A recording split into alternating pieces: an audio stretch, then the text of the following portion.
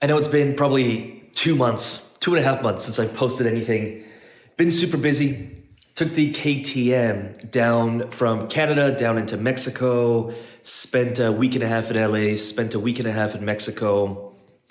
Spent a week and a half in Vegas. It was like 117 or 118 degrees. It was something ridiculous driving through Nevada. Got home, and since then I've just been focused on the business. No crazy new projects. Didn't document the trip because I wanted it more for me, but the KTM 1190, perfect bike for that trip. But I thought I'm starting a new build, so I'm gonna start documenting it. So I'm gonna kind of go through each component, and maybe if you've ever wanted to build a BMW or you want to follow the build, then subscribe to the channel, and we'll have some fun, probably weekly or bi-weekly updates on the build. So let me show you what I got. Engine was seized. I'm dismantling pretty much the whole thing.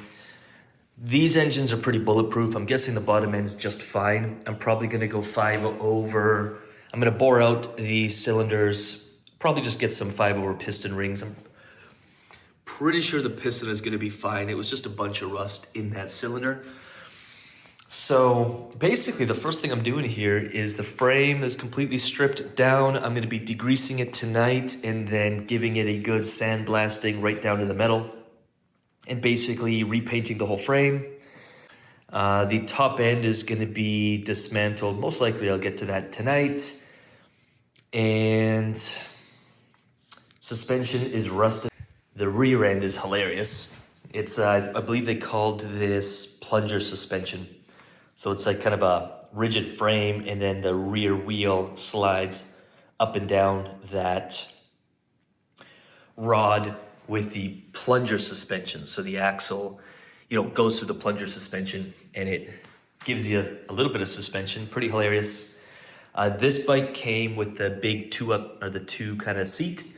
I'll be buying and getting a solo seat because they look super classic.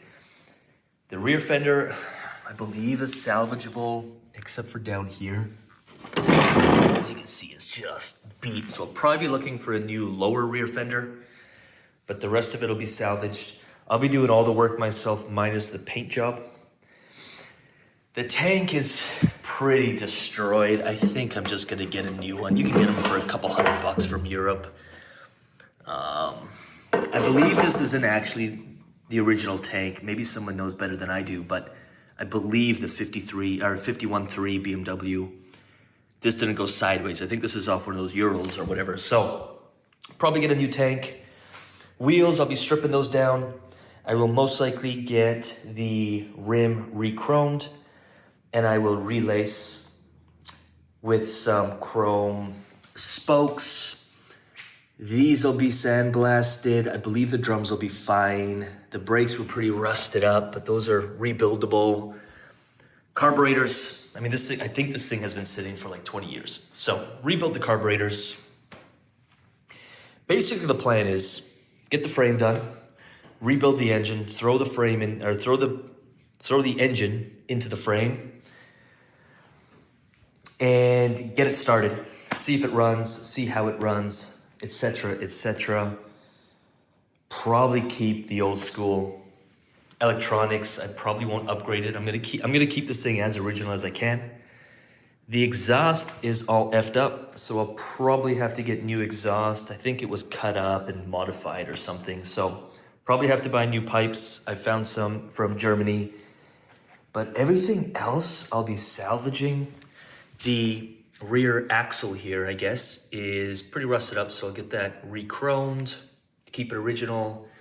The intake, frick, I don't know. The filter's probably done. I gotta figure out what I gotta do with that hunk of junk.